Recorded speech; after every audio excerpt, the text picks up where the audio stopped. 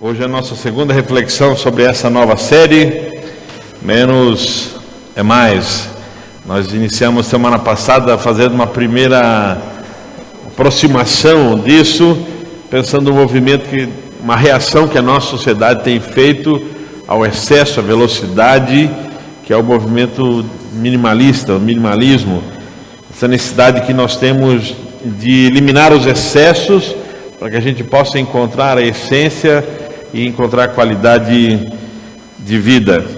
Hoje nós queremos pensar sobre isso, menos ansiosos, mais agradecidos. E menos ansiosos, mais agradecidos. Eu quero lembrar com você esse trecho da carta de Paulo aos cristãos da cidade de Filipos.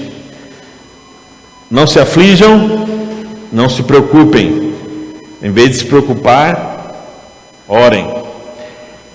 Permitam que as súplicas e os louvores transformem seus receios em orações, permitindo que Deus os conheça. Antes que vocês percebam a compreensão da integridade de Deus, que só contribui para o bem, virá e os acalmará. É maravilhoso o que acontece quando Cristo retira a preocupação do centro da vida humana. Esse texto de Paulo é um dos textos mais conhecidos, é uma das reflexões bíblicas mais conhecidas na espiritualidade cristã, quando nós falamos de preocupação e de ansiedade. E eu queria começar aqui com um princípio importante para a espiritualidade. Eu e você vamos enfrentar preocupações, eu e você vamos enfrentar dificuldades, eu e você vamos enfrentar adversidades. Paulo não está dizendo assim, vocês não terão motivos para ficar ansiosos, vocês não terão motivos de preocupação, vocês não terão problemas, vocês não terão motivos para se sentirem inseguros, vocês vão ter uma vida maravilhosa, fiquem tranquilos que não terão nenhum problema. Paulo não está dizendo isso para mim e para você. Paulo está nos desafiando a reagir diferente quando isso acontecer. Eu quero repetir isso. Paulo está desafiando a mim e você a reagirmos diferentes quando o problema financeiro bater a nossa porta, quando uma questão de saúde tirar o nosso chão, quando um problema familiar, uma desestrutura no relacionamento, uma frustração com um amigo, uma decepção profissional nos alcançar. Reaja diferente. Paulo não está dizendo assim, Deus não vai permitir que vocês não tenham problemas. Deus vai bloquear a vida de vocês e vocês não vão ter problemas. Ele está nos lembrando, olha, vocês têm uma nova relação com Deus. Vocês têm uma nova possibilidade de se relacionar com Deus que vocês não tinham antes de conhecer Jesus. E através dessa relação que agora vocês têm com Deus, através de Jesus, que não é mais uma relação que a religião nos oferece. A religião nos oferece uma relação em que nós conquistamos as coisas de Deus. A religião nos oferece com Deus que é uma troca, é um mérito. A questão agora, Paulo está dizendo, olha, vocês não têm mais esse tipo de relacionamento com Deus. Vocês têm uma relação com Deus agora que é uma relação de pai e filho, que é uma relação afetiva, que é uma relação de amizade, é um relacionamento autêntico e verdadeiro de amor. E sobretudo vocês estão conhecendo um amor incondicional. Embora vocês amem incondicionalmente a Deus, vocês estão experimentando um Deus que ama e ponto final. Por isso reajam diferente quando vierem as adversidades. Porque ele diz assim, olha, em vez de se preocupar, orem.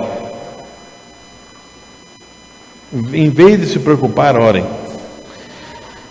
Mais à frente, nessa reflexão que ele faz com os cristãos na cidade de Filipos, e hoje a gente diz assim que a ansiedade é o mal do século. Mas Paulo escreveu isso há 20 séculos atrás. Porque a ansiedade, ela não tem a ver apenas com o contexto. Nós vivemos um contexto que nos influencia, que é como um piso torto, que a tendência nossa é vivermos ansiosos. É que nem você lembrar lá o pedreiro que fez o piso da sua casa torto, que a água corre para longe do ralo, né? Hoje a nossa sociedade, ela nos leva para a ansiedade, nos leva para a preocupação. Só que ao depararmos com uma reflexão como essa de 20 séculos atrás, isso nos lembra que isso tem a ver também com a nossa condição humana, quem nós sempre fomos.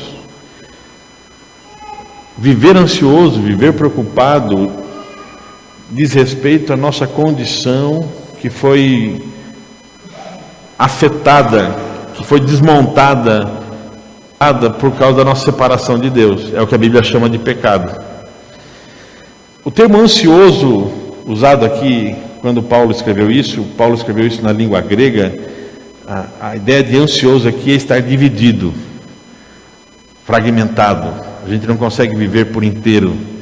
Isso nos rompe, nos separa, é um puxão para cada lado, nos divide, essa força que vai nos puxando e a gente não consegue ser um só, a gente não consegue ser inteiro. Puxa para cá, puxa de lá, puxa para cá, puxa para lá, e a gente não consegue fazer algo, a gente não consegue viver algo, não conseguimos ser inteiros. Paulo está lembrando, Deus nos criou para viver em integridade. Deus nos criou para viver com muito. Porque ele fala assim, eu também aprendi a viver com pouco. É o que ele vai chamar de contentamento. Eu aprendi a atravessar os momentos que as coisas faltam, mas sem se preocupar, sem ansiedade. E ele usa uma expressão assim, fazer conhecido isso de Deus, para que Deus os conheça. Deus precisa conhecer algo de mim, de você? Tem algo que eu vou contar para Deus que Ele não saiba? Tchan, tchan. Nossa, agora você me pegou de surpresa, hein? Essa eu não esperava de você, hein?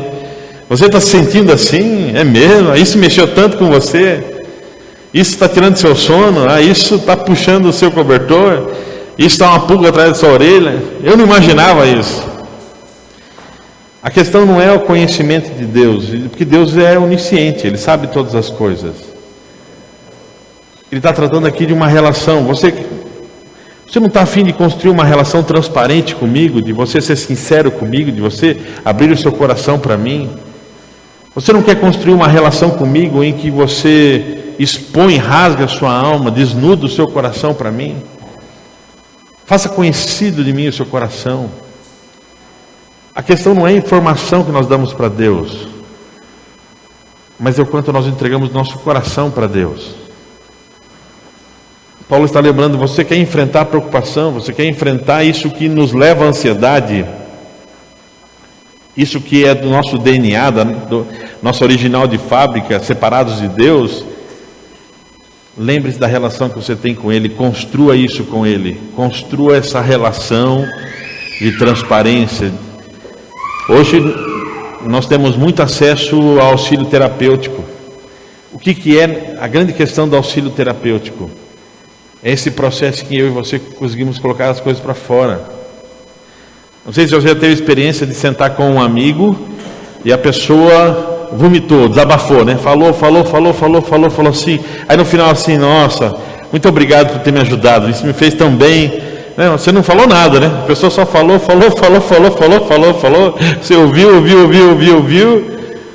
Existe um pastor chamado Dietrich Bonhoeffer, foi um pastor do século passado, e ele foi martirizado pelo regime nazista, e ele dizia o seguinte: primeiro compromisso meu e seu como cristãos, digamos assim, nossa primeira grande tarefa como missionários, digamos assim, nossa grande responsabilidade em viver em relacionamento, em comunidade, seria aprender a ouvir o outro. Nós falamos demais. Nós temos necessidade de expor, falar. E Deus faz esse convite para mim e para você, fale comigo também. Fale comigo também. Aprenda a conversar comigo também. No seu ritmo, no seu jeito, nos diversos lugares em que nós podemos fazer isso. Numa das expressões que Paulo usa 2 versos à frente, ele vai falar assim, que isso que Deus nos concede, que é uma paz, isso guarda a nossa mente e o nosso coração. Quando Paulo usa essa expressão guardar a mente e o coração, ele está usando uma imagem militar aqui. do sentinela, aquele que faz a vigia, que tem que estar atento, que não pode piscar os olhos. Paulo está dizendo assim: quando a gente aprende a ser transparente com Deus, rasgar a alma, falar para Ele o que estamos sentindo, orar, Ele vai lembrar, isso, Deus vai tirar do centro da nossa vida a preocupação através de Cristo. A gente vai experimentar essa transformação.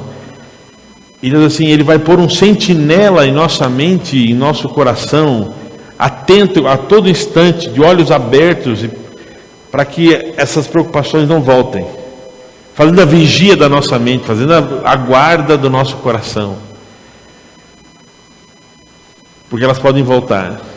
Você não sabe o que te espera amanhã, segunda-feira.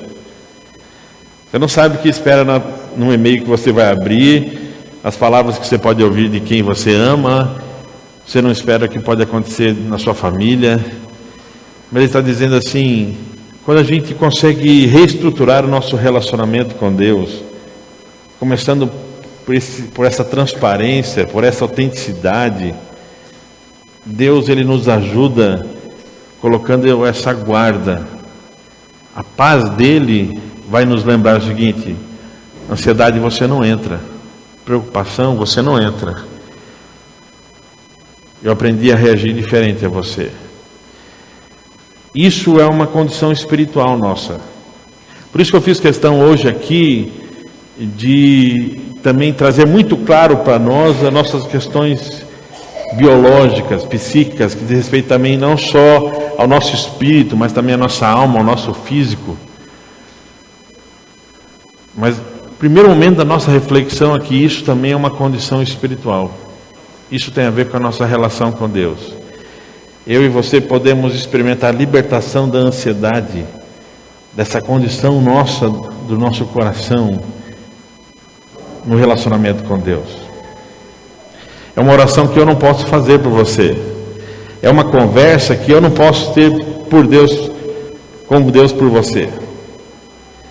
Nós podemos orar pelas pessoas, é o que nós chamamos de intercessão, pedir a Deus pelas pessoas. Mas essa conversa é uma conversa única, pessoal, que eu e você podemos ter com Ele. E a Bíblia nos lembra que assim, com uma imagem sobre essa conversa sobre o quarto. Jesus falou assim: olha, entra no teu quarto, fecha a porta atrás de você. E Jesus não vai dizer assim, o Pai que te ouve em secreto. Jesus diz assim, o Pai que te vê. Jesus não diz assim, separe um momento, tire um momento para você e Deus, e Ele vai te ouvir. Ele vai assim, não é um Pai que apenas ouve, Ele te vê por inteiro, Ele te conhece, Ele me conhece. Menos ansiosos, mais agradecidos. Por isso que Paulo diz, olha, louvem mais, agradeçam mais. Nós podemos reagir nessa relação com Deus e também expressando gratidão. Nós somos muito ingratos, muito rabugentos. Daqui eu sou um dos capitães do time dos rabugentos aqui, né? Tem uns aqui que são do meu time aqui. Aprender a ser mais grato, ter mais palavras de gratidão. Ele fala assim, apresente seus louvores, as suas ações de graça. Ter o coração mais grato. Que Ele nos ajude a sermos menos ansiosos e mais agradecidos. Que Ele nos ajude a sermos mais transparentes com Ele, a rasgarmos mais a nossa alma, especialmente nós que somos homens, que temos mais dificuldade de expressar nossos sentimentos. Nós não fomos treinados, a nossa sociedade não nos treina a expressar nosso coração. Que Deus nos ajude a estabelecer e recomeçar essa relação com Ele, verdadeira, transparente, e a gente experimente isso. Eu espero que você experimente isso. E Ele virá e vai tirar do centro a preocupação. Ele vai mudar o eixo. Ele vai mudar a sua reação. Vou convidar vocês a colocar de pé para nós orarmos. Deus, o Senhor nos conhece. O Senhor sabe onde estamos, em tudo isso que nós ouvimos aqui. Talvez alguns aqui se identificam, estão vivendo isso. E talvez alguns, como eu, somos os maridos, as esposas, os filhos de pessoas que estão enfrentando a ansiedade. Cuida de nós, Pai. Cuida da nossa casa. Olha para os nossos relacionamentos, Pai. Olha com graça, olha com favor. Pai, ajuda quem de nós aqui precisa tomar decisões, vai dar passos importantes em direção ao tratamento e ao enfrentamento disso. Aqueles que estão ao lado, os parceiros, familiares, Pai, renova o amor, renova a paciência, a resiliência, Deus, para não desistirmos das pessoas que amamos e que cuidamos, Pai. Ajuda-nos, Senhor. Precisamos do Teu Espírito que não age por fora de nós. Precisamos desse Espírito que age dentro de nós. Fala conosco, Pai.